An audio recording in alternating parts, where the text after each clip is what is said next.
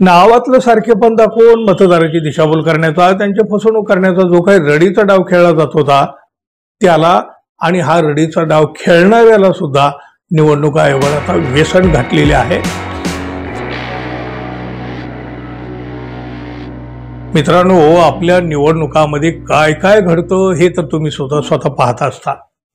कुठलीही निवडणूक आली ना बघा की मग ती गैरमार्गानं आडमार्गानं इकडून तिकडून अशा पद्धतीने कशी जिंकता येईल किंवा मग जो विजयी होण्याची शक्यता आहे त्या उमेदवाराला कसं पाडता येईल यासाठी सगळं कारस्थानं सगळी सुरू असतात।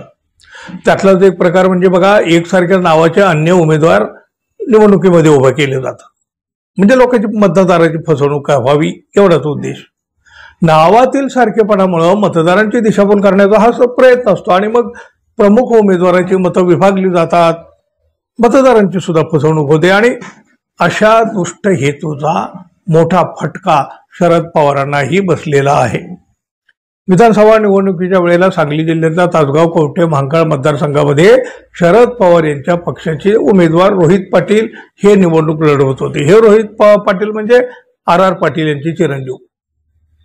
तिथं विरोधकांनी रोहित पाटील हेच नाव असलेले अन्य 3 अपक्ष उमेदवार उभे केले होते।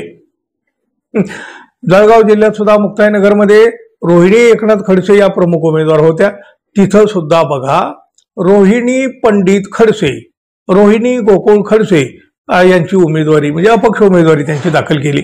अर्थात त्याचा फटका रोहिणी एकनाथ खडसे यांना बसला।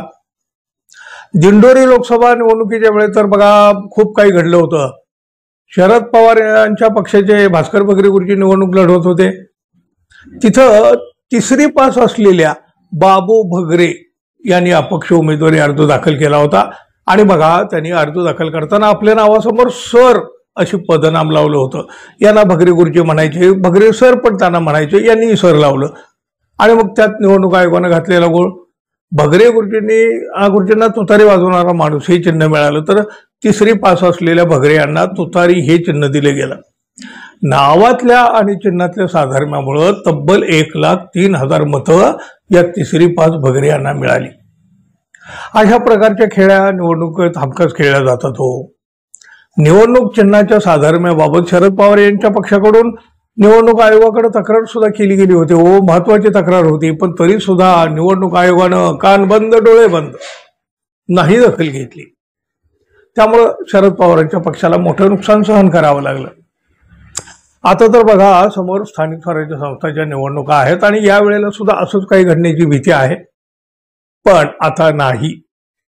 आता निवडणूक आयोगाला जाग आलेली आहे। ईव्हीएमच्या बाबतीमध्ये निवडणूक आयोगानं काही मार्गदर्शक सूचना नियमावली आता जारी केलेली आहे आणि आता फार उशीर नाहीये। ही जे नवीन नियम आणले आहेत निवडणूक आयोगानं, हे आता बिहारच्या निवडणुकीपासून सुरू देखील होणार आहेत, म्हणजे अंमलबजावणी होणार आहे। मतदान यंत्रावर आता उमेदवाराचं नावच नाही तर त्यांचे रंगीत फोटो सुद्धा दिसणार आहेत। फोटोच्या 3/4 भागावर उमेदवाराचा चेहरा असणार आहे, त्यामुळं नामसाधर्म्यातून जी फसवणूक होत होती ती आता होणार नाही। शिवाय उमेदवारांचे क्रमांक जे दिलेले असतात ना, ते सुद्धा आता अत्यंत ठळकपणे दिले जाणार आहे। नावातलं सारखेपण दाखवून मतदाराची दिशाभूल करण्याचा, त्यांची फसवणूक करण्याचा जो काही रडीचा डाव खेळला जात होता त्याला आणि हा रडीचा डाव खेळणाऱ्याला सुद्धा निवडणूक आयोगाने आता व्यसन घातलेले आहे। त्यामुळं लोकसभा आणि विधानसभा निवडणुकीमध्ये फटका बसलेल्या ईव्हीएम संबंधीच्या मुद्द्यावर आयोगानं महत्वाचा निर्णय घेतल्यामुळं आगामी स्थानिक स्वराज्य संस्थांच्या निवडणुकीमध्ये राजकीय पक्षाचं नुकसान टाळता येणं शक्य होणार आहे। मित्रांनो, बघा ना, गेल्या काही काळापासून मताच्या चोरीबाबत विरोधकांनी निवडणूक आयोगाला सळो की पळो करून सोडला आहे आणि त्यानंतर आता कुठं या निवडणूक आयोगानं हा एक तरी पण अत्यंत महत्वाचा निर्णय घेतला आहे।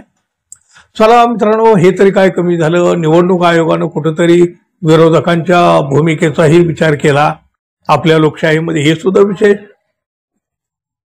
धन्यवाद मित्रांनो, आपण आपल्या चॅनलला सबस्क्राईब करावं ही एक अपेक्षा व्यक्त करतो। धन्यवाद, भेटू पुन्हा, नमस्कार।